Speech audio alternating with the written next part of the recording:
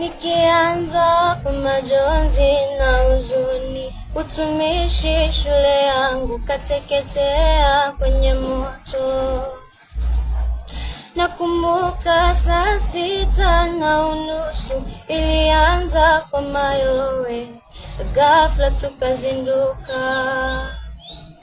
Wengi wetu walijaribu wawezavyo, walakini moto huu ukashika usukani. Wimbi kuu la majonzi lilitanda mitandaoni nchini Kenya, hata nchi za ng'ambo.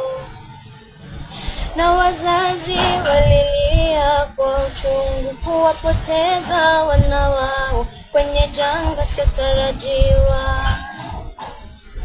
Nasi sote twahuzunika kuwapoteza waliokuwa ni wenzetu, kwa wazazi ni wana wao.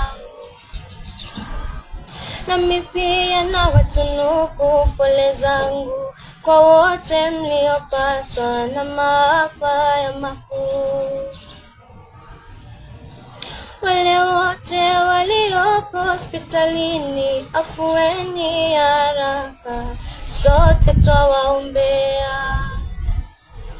Taswira mbaya na tena ya huzuni kajengeka kwetu sisi wanafunzi wa utumishi. Tuungane kwa pamoja na maombi, hasa wakati huu mgumu kwetu sisi.